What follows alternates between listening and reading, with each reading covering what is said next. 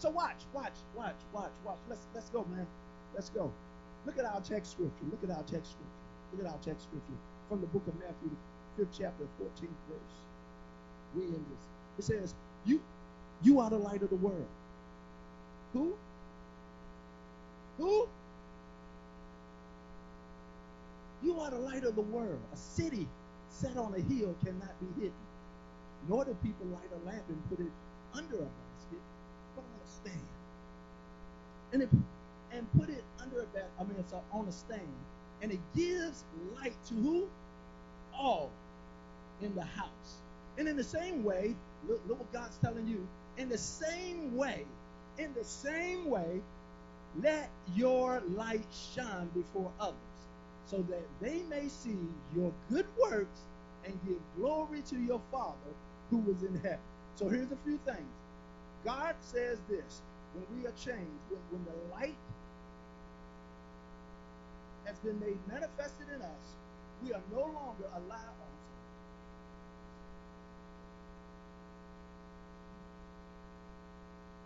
He says we are no longer allowed to hide ourselves. So all y'all, I'm a backseat person and I just belong in the back row and I'm so insignificant. God says that's incorrect. After the light, watch this, after this thing has come alive in you, you are no longer qualified to hide what God has revealed. That now, watch this, my lifestyle ought to signify something else. All my habits may not change, but watch, my lifestyle, my inclinations, my mind should change. I might still struggle with some things in the earth because the Bible lets me know in Romans 8 that I'm a carnal being also, and my carnality does not want to line up with the word of God. So there's going to be some struggles, and don't let nobody make you guilty because you're struggling, because the very joker that's trying to guilt you is the same joker struggling with their struggle. Should have been a better response in here than that.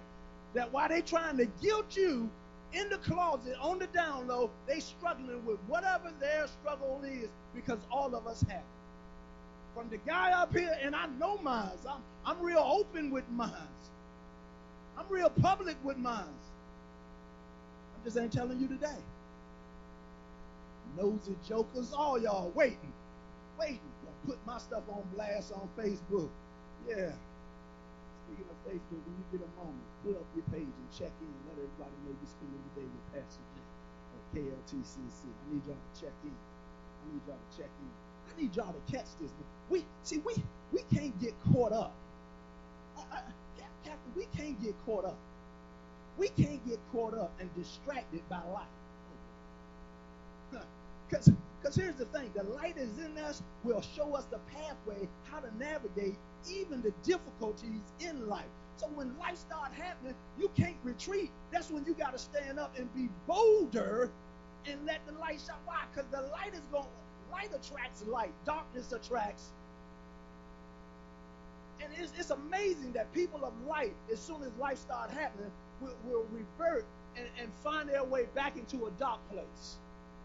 This is what John 3:19 says, men love darkness rather than light because their deeds, their desires, watch this, their direction is evil. We're not evil people. We've been saved, sanctified, filled with Holy Spirit. We've got a renewed mind. So stop running back to yesterday or what was and continue to press towards what is in spite of what's going on. Life is going to happen. Say that with me. Life is going to happen. Now watch this. Stop thinking that you're going to do this thing perfectly. You're not. You're not. Give yourself permission to fall. Give yourself permission to struggle. Give yourself permission to mess up. See, you're not the perfect one. The perfect one resides in you. He says, I'll do the perfecting. You just do the walking. Are you with me? So when I mess up, I don't have to get guilty and full of condemnation. All I got to do is acknowledge that I messed up book said he's just to forgive us from all of our sins and all of our unrighteousness. So if he's just to forgive me, that means he already knew that I was going to mess up. He's made a justified way to correct and get me back on point. So I don't have to sit there. I don't have to cry about it. And sooner or later, prayerfully, we mature to the place that we don't continue to struggle in the same areas. But as soon as we grow past that, something else will be presented to us. Jesus promised this to you. In John, where is that at? John the 16th chapter, I believe it is, right around that 30th verse, somewhere right around there. He says this. He said, in this world, you're going to have some trouble. Matter of fact, he said, you're going to have some tribulation. Let me come on down so we know what we're talking about. He said, in this world, you're going to go through hell.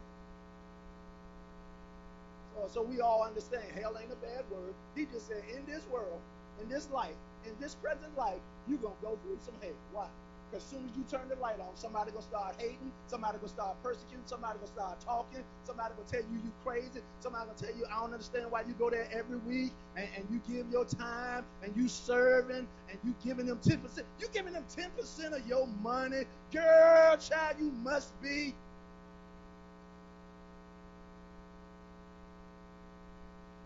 They persecuted him, they're going to persecute. All of us that's going to live godly must suffer some type of. Here's a good thing, they ain't nailing you to no cross. They just talking about you. I kind of like it when people talk about me. I say, hey, that's when you ain't getting no press. No, because if I talk about you, that means there's something going on with me that has attracted you to the point. Oh, and I can take the very fact that you talking about me, flip it around, and when you wanted to hate me, you'll end up loving me. That's the attraction of God that we serve. So he says, you stop trying to hide your life. Y'all all right? So, come on, let me get here. So the word ignite means to set something on, to set something on, to set something on. You've been called to set something on. What's it? If you're the head of your house, the temperature of your house as the head of the house is predicated upon you. If your house lukewarm, it ain't God's fault. I know won't get no amens on that one. If the devil ruling your house, it's not God's. Ooh. If you overweight, it's not. No, for real. Because we blame God for. Now here, watch. Created heaven and earth, and what did he do with it? He created the earth, and what did he do with it? What did he do with it? Come on. Turn it over to us. So if it's jacked up, who fought it? Whose? I ain't jacked up over there, yeah, but the portion that you have a dominion in, if it's jacked up, it is your. And if you didn't use your light to effect the change in other areas of darkness, guess what? It's your. That's why Romans 8 says that the world is groaning, it's travailing, waiting for the manifestation of the sons and daughters of God. When you gonna rise up and light it up? We get excited about everything else but the work of the Lord. And if we just messing around with the Cowboys, y'all, half of y'all being here going crazy, the other half we going crazy about some Redskins or some Steelers or some Dolphins or the Giants or whatever it is, the 49ers. I don't know if you're going crazy about the 49ers this year, but man, she hollering the Eagles. See, all I want is the same enthusiasm about the life that God has given us to live. That's all I want. That's all God wants. Respond the same way to a God thing do you do to a Cowboy thing.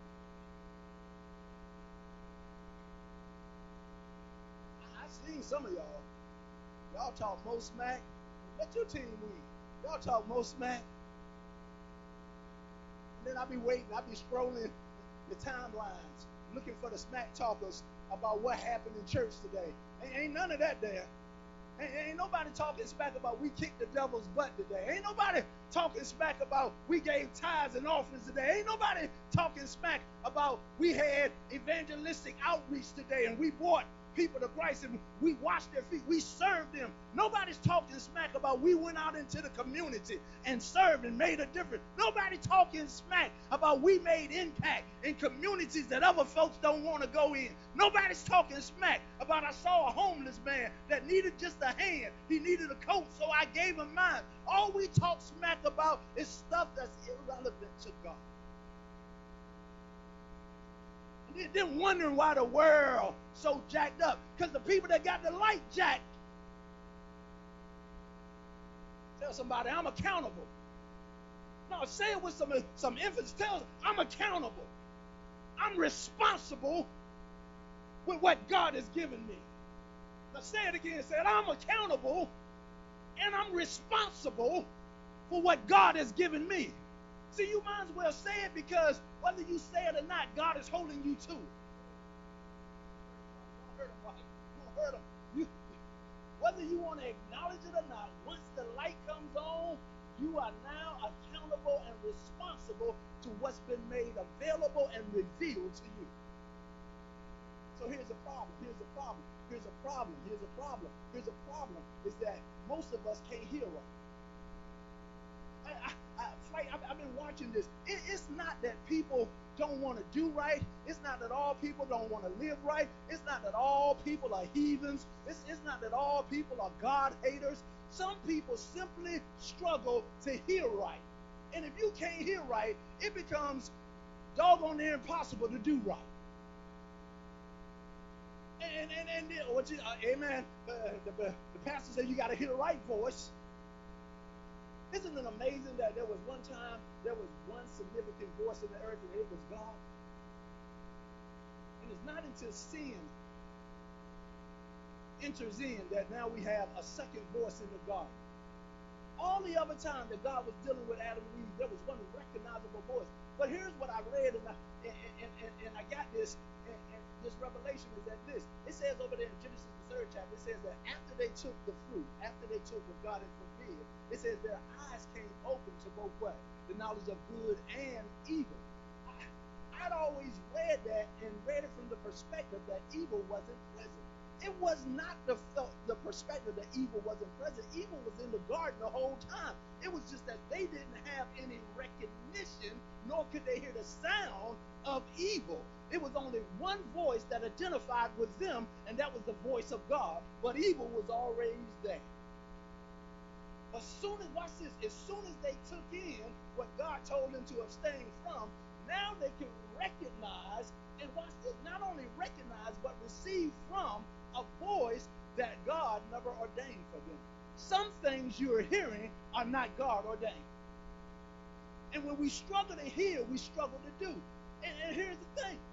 It's not that God is calling you to hear with your ear. He's calling you to hear with your heart. Are y'all with me? So watch. My job as your pastor, my job as your guest preacher on today is to ignite this Spirit of God that's inside of you. Now here, let's just do a little foundation. We got a few more minutes here. Genesis 2. You only have to go. You good. Genesis 2. You can get it. Write it down. Genesis 2. I believe between the 5th and the 7th verse says this. And God formed man out of the dust of the earth, and then it says that He breathed. He breathed His what? His spirit. He breathed His spirit into man. And then man becomes what? A living soul. So it's not until what? The Spirit of God awakens, that man now can function as God intended him to function. Amen. So here's what we can't say, is none of us can say that the Spirit of God is not in us. Are you understanding me? Because the Spirit of God is not something that we got to clap our hands for. The Spirit of God is not something we got to tarry all night long for. The Spirit of God is not something that we even have to repent for. The Spirit of God is in us. It's innate. We were created. It was connected. It's built in. The thing is it lying dormant or is it ignited to do what God wants to do through you? Are you with me? So here we got to get rid of, and I did that because we got to get rid of this thing that I got to receive. No, you don't have to receive. It's already there. It needs to be awakened. It needs to be ignited in you. Amen, somebody. Woo. So, set me up. So now watch. When I'm functioning in my light, in the Spirit of God that's in me, Romans 8:16, 17 says this, that his Spirit now can bear witness with my spirit. And it will show, it will acknowledge that I am a son of God. So this is a spiritual connection that causes a spiritual display. I said this is a spiritual connection that causes a spiritual display.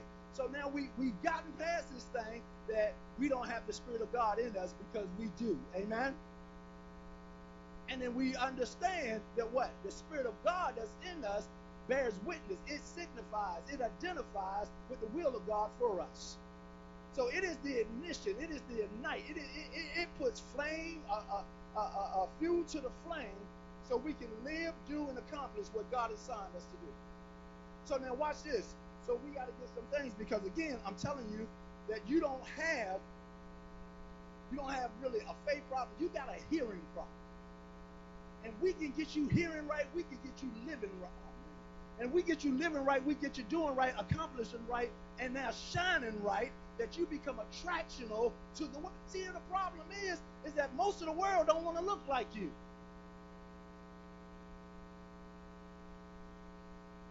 I'm not trying to be funny.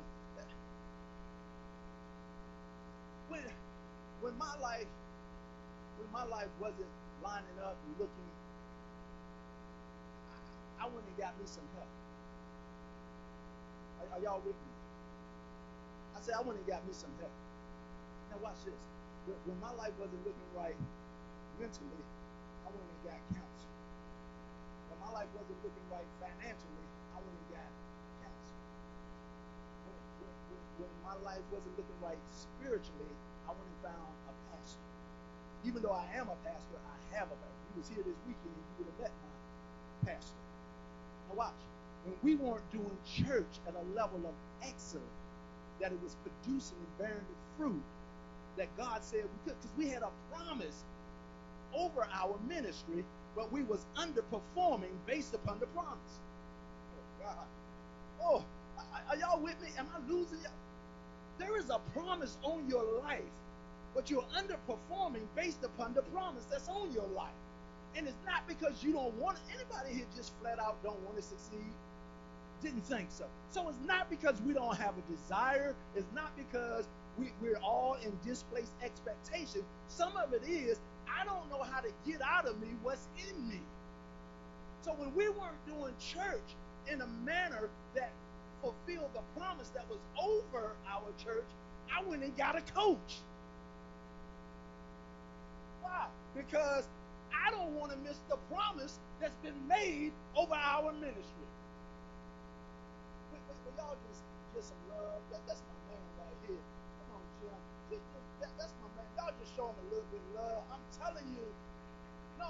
If you understood the gift that this gentleman is to our life and to our ministry, you would understand why I celebrate him and his wife being here today. Thank you so much for lending Jim to the world and to Kingdom Living Temple Community Church. We're going to bring you some chicken breast.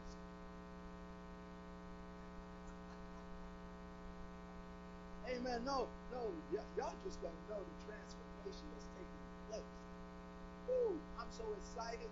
I'm just, and then I got another promise this weekend. But Jim, the word came to the house that this place ain't big enough to hold what God intends for y'all to do. Oh, we about to flip Marana up upside down. Because we about to get lit. So watch. So if I got a hearing problem, then I need to get something that speaks to my hearing. So here, let me just help you real quick. Isaiah 1 and 19 says this, because I want you to know there's a promise over your life. Isaiah 1 and 19 says, if you are obedient, that you can have the good of the land. So God intends good for you. If you be what? Willing and obedient, what'll happen? You can eat the what? The good of the land. So what has God prepared for you? The good of the land. That's a promise from God to you. All right. So God, then watch. Psalm 68:19. I'm just throwing some promises out there. That daily He gonna load you up with benefits. Daily. When should I be benefited? When should I be benefited? So every day I ought to expect what? Y'all scared. See, I told you got a heart problem. You keep thinking about how you living and think that God is predicated upon how you living. You can't affect what God gonna do. God is God. He's sovereign in spite of you. If it was based upon what you do, when none of us have.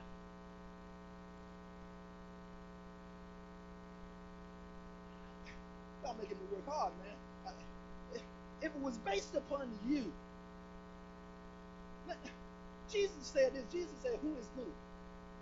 Well, that disqualified all of us right there. So I can't say I'm good and I deserve this, because Jesus says ain't none of us. He said none is good, but. So it's not based upon me being good. It's not even based upon me being right. It's based upon me being righteous, and I can't make myself righteous. Romans the 4th chapter said He imputed righteousness into me. So it's not based upon me. Now, I'm not liberating you to go live life like a fool. Because if I love God, Jesus said, then you're going to keep my commandments. Love does not come with a lack of discipline. Love is revealed in discipline. Hello. So he says, daily I want to do what? Load you up with some benefits. Lamentations 3:22 and 23. He says this. He says, every day the mercies are renewed. Every day, watch this, mercies are renewed when? So watch, mercy, let's say, that quick definition for mercy is the withholding of judgment. Boy, y'all listen to this morning. I'm on fire. I'm lit up here. He said every day I'm withholding judgment to present an opportunity for you to live better than you did yesterday. I'm just giving you some promises, because if you got to understand there's such a great promise over your life, and God is trying to get you lit up so He can put you on a platform and that you become attractional to everybody around you.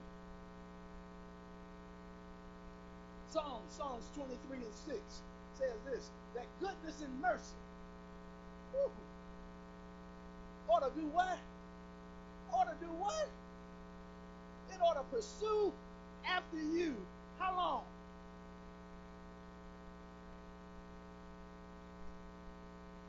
And all y'all talk about is the evil that's chasing you down.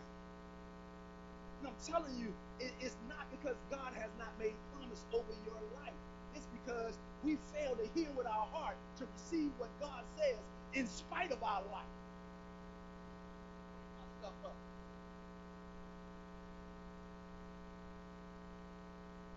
This is the struggle with my carnality and my humanity, that I judge myself based upon what I do, and God sees me based upon who He declared me to be. Oh, that's liberating right there. That's liberating right there. Is that? Because I'm Pentecostal. Born and raised bread. I wore stockings. Cotton stockings. 99 degrees outside. Pulled them up and tied a knot right here. Never figured that out. Someone tied a knot right here on both of her stockings. And then to them go, she danced, shot all around church. That joker stayed right there. Not right there, right not move. Pentecostal through and through. We went to church all day Sunday. We got Monday off. Tuesday was a prayer night. Wednesday was choir rehearsal. Then we had some Bible study. Then Friday night was prayer and praise. And I thought we prayed and praised on Tuesday, but no, that's a different one on Friday. But we was praying the same prayer we prayed on Tuesday, but we had to have prayer and praise on Friday. I understood, because just on Tuesday, the praise didn't happen. We just prayed for a long, long time. But on Fridays, we got to praise and so you got a couple of songs on Friday, but on Tuesday you just got them pullers out, and it was long, boy, because but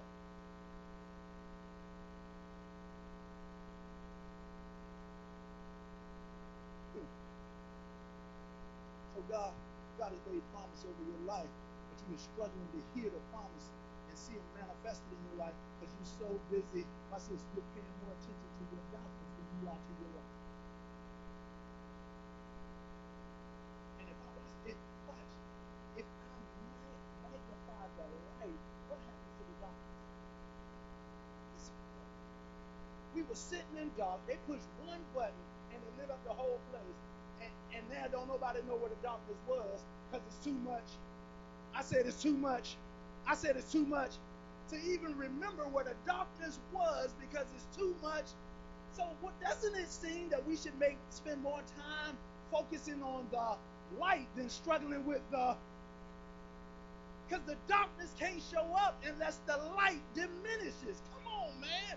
And the light fulfills or brings us to the fulfillment of the promises in our life or that God has for our life. Tell somebody, let's get lit.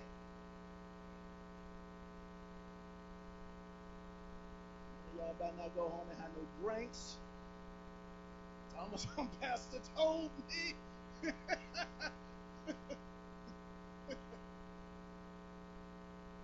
So there's a promise over your life. There's a promise over your life. So what we need, or what my role is to you, watch. Because there are some roles. God has made a promise. Now watch the role of your pastor. 2 Timothy 5. 2 Timothy 5. See, my job, my real job is to get on your nerves. Now, y'all laughing. My job is to get on your nerves. My job is to agitate and to aggravate you until you do something different.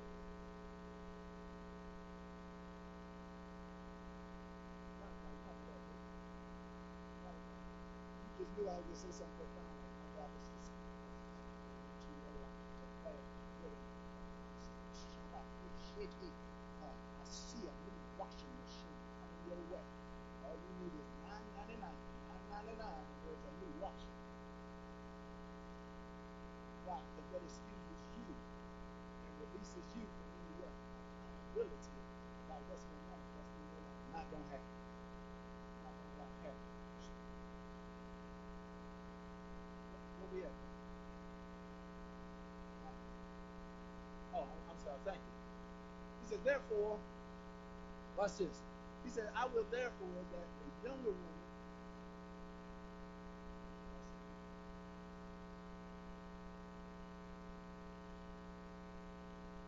It's 2 Timothy, son.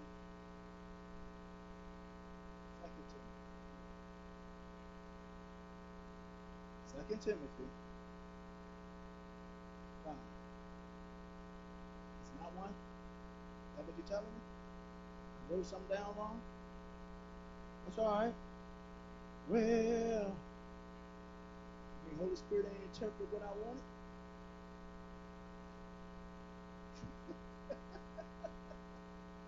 My bad. I'm human. I get excited.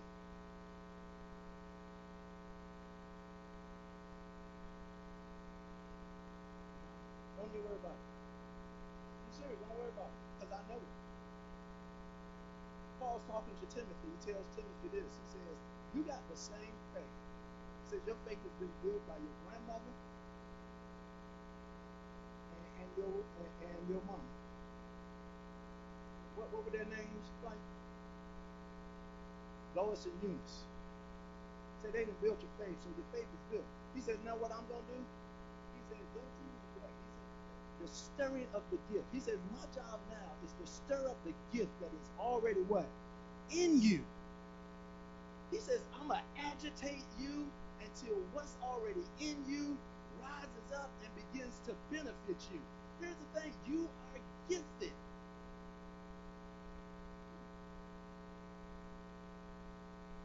Telling you guys, you are the gift. If God's going to bless somebody with a gift, he's going to use one of us to do it.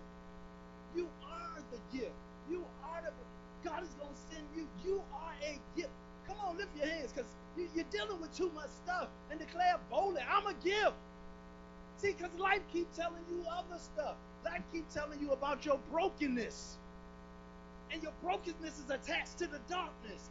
And you keep magnifying the darkness instead of the gift. You keep talking about what you don't have instead of what you have. And all God wants to do is recognize what you have. Because if you know what you have, I can show you how to make it do what it do.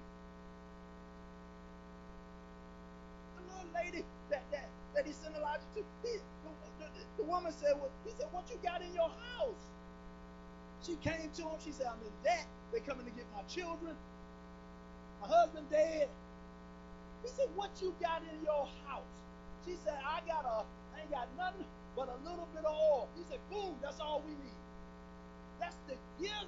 All I need you to know is to know your gift. And I can give you a strategy of how to take what you got and make it do what you need it to do.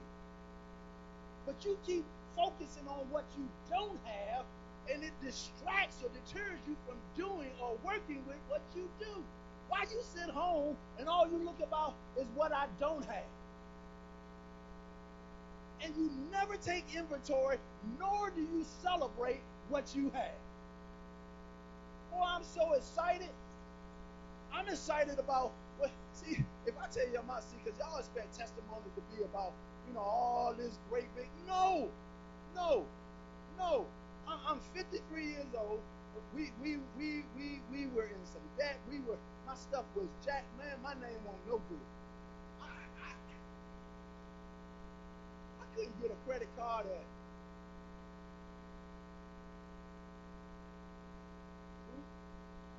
If they gave one, they would have denied. He said 7-Eleven, if y'all ain't heard me. Man, you can't get a Slurpee on credit. Mr. White, we can't front you no Slurpee.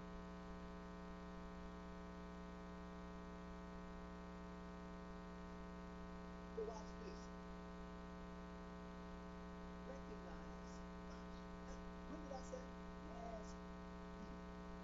Last year. I recognized the not anybody else. This was me. This was my lack of integrity. This was my lack of integrity. Wasn't anybody else's. This was my mismanagement. Wasn't anybody else. Now, some of it was out of ignorance, and some of it was out of ignorance. You'll figure that out at home. Some of it was out of ignorance of, I didn't know any better, and some of it was out of ignorance, I just didn't do any. So you got to determine which ignorant you are. And then you won't get offended when people call you ignorant. Because if you're ignorant because you don't know, you're ignorant. But if you're ignorant because you won't do what you know, you're ignorant. See, one of them, you're ignorant. We can deal with you. That means somebody can educate you. But when you're just ignorant, see, that's something totally different when you just, and you know the difference because you can look at their face. Because we have patience with people who are. But we just fed up with people. Man, you just ignorant. No, stop calling me because you. When you bring nobody around, you put some tongues on them. You ignorant.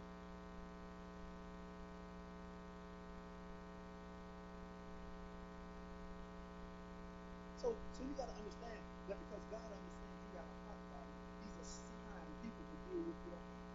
He's assigned pastors to help agitate, to stir up, to provoke, to turn your life to interest. See, that's why you gotta learn to honor who I am. I'm not trying to boast boast and put myself up. The word that God has put in my heart and in my mouth is to activate something in your life. And if you're doing life without a pastor, somewhere in here, if you have no accountability, you're going to struggle in how you do life. He says that there is safety in the multitude of, all of us need somebody. Are you hearing me? The only reason credit got straight is I started talking to people who had better credit than me to find out what they were doing to have better credit, because I wanted my name to be better in the eyesight of man. See, I can do stuff without credit. God, you want everything to be a miracle in your life. I don't want to pray for paying the light bill. I just want to go pay it. You got to fast and pray for everything. We need groceries. That's fast. You are fasting.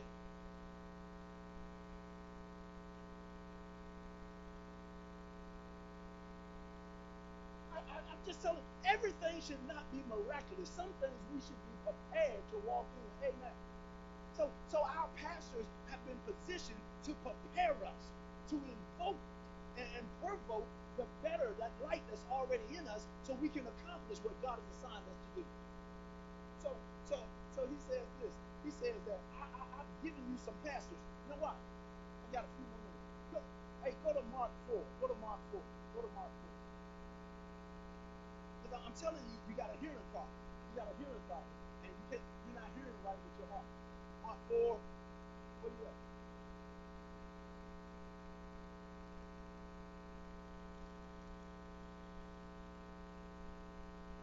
Thank you. A little rough day. Mark 4. He says this. And he began again to teach by the seaside, and there was gathering unto him a great multitude. So he went, so that he entered into a ship, set in the sea, and the whole multitude was by the sea of the land. Come on. And he taught them many things by parables, and said unto them in his doctrine, come on, hearken, behold, there went out a sower to do what? To sow. And it came, okay, thank you. And it came to pass, as he sowed, watch, he said, some of it fell by the side, and the fowls of the air came and devoured it. Some of it fell on stony ground, where it had not much earth, and immediately sprang up, because it had no depth of the earth. Come on. And when the sun was up, it was scorched, and because it was not rooted, it withered away. And some fell among thorns, and the thorns grew up and choked it, and it yielded no fruit. And others fell on good ground, and did yield fruit that sprang up and increased and brought forth some 30, some 60, and some 100-fold. So he's giving them a parable, and the parable that he's talking about really is the ground of their heart. He's talking about the condition of their heart, their ability to hear with their heart and receive what the word is. Now he says that the word, the sower soweth the word. If we keep reading, the 14th verse says that the sower sows the word. So he says, now watch this. I've given some pastors, and they're going to keep throwing word. They're going to sow word. They're going to make investment of the word. They're going to give you interpretations, understandings of the word. Why? That you can receive it in a manner, have it in your heart, and bring forth fruit. He says, but the condition of some of your hearts won't allow you to yield the fruit of the promise that God has made onto your life based on the condition of your heart. So he gave them some temperaments of different types of ground, meaning different types of conditions of the heart. A heart that was shallow, that even when it came up, as soon as trouble came, it withered away.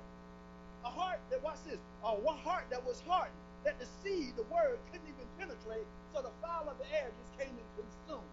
He said there was a heart that had weeds and thorns in it, that as soon as it got it, when life started happening, you allow life to choke out your fruit. And then he said there was a ground that had been prepared to receive seed, and it brought forth a harvest. It bare fruit, some 30, some 60, and some 100-fold. The question is, what's the condition of your heart?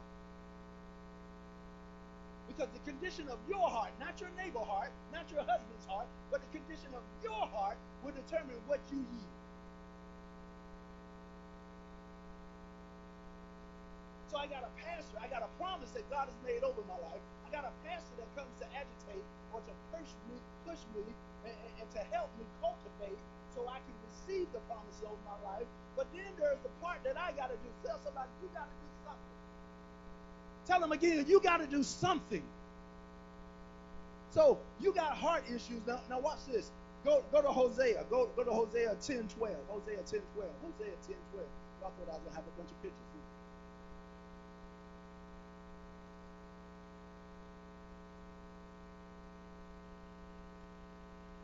here. 10:12 says this. He says, sow to yourself in righteousness, reap in mercy, break up what? Break up what? For it is time to seek the Lord till he comes and rain righteousness upon you. Hosea says this. You got to deal with the condition of your heart. It's not the seed. There is no seed problem. There's a ground problem. And the problem with the ground is that you got too many stones and too many thorns and thistles that it's choking the life out of your fruit. That you got so many issues in your life that you not, watch this, not that you got it, that you won't deal with. Here's the problem. The real problem is not that we have them. The real problem is we won't deal with them. And for so much time in church, they did not push us to deal with it. They pushed us to what? To go in prayer. Well, shouldn't prayer lead you to the place where you can do something about it?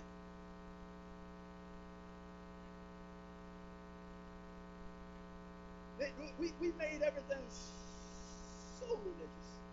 These things come about. Get by. And pray. Wonder. Fast. Pray. I told you I'm Pentecostal. I started fasting before you knew what fasting was all about.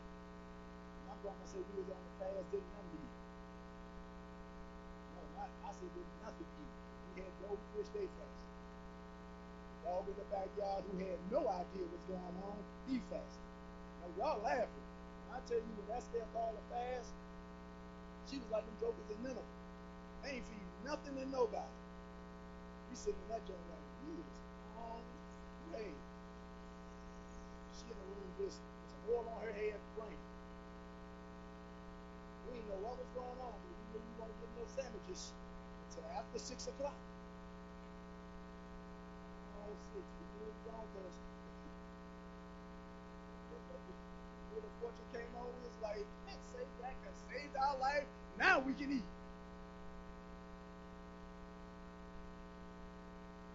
Are y'all with me? Are you with me? You got to deal. Look, there's a light inside of you. Stop allowing old issues to block out the. Come on, man. He says, deal with it.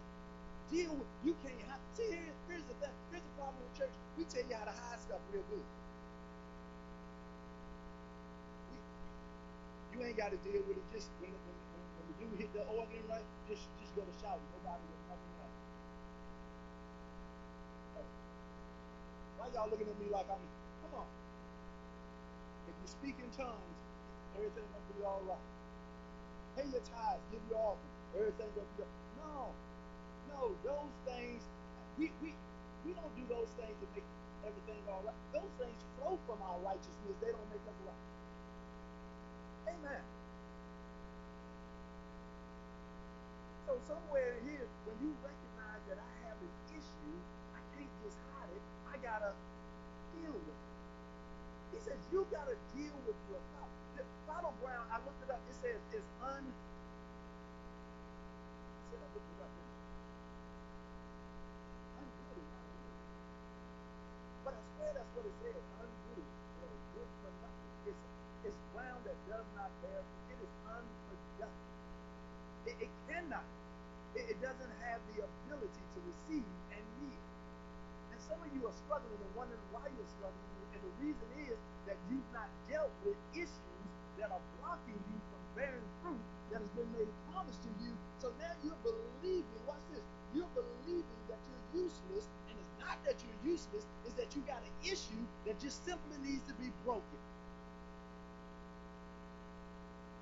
And if I stop trying to hide it, if I stop trying to dress it up, we comb it and we put mascara on it and we press-ons and extensions and all that, and nobody ever knows that under all of that are some very serious issues that are blocking out because life has told us, look the part.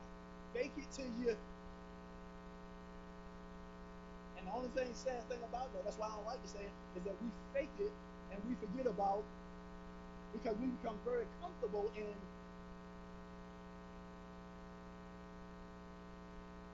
So he says this. He says, Hosea says, you got to deal with the condition of your heart. How do I deal with the condition of my heart? Then, this one ain't up there, Chicago. Go.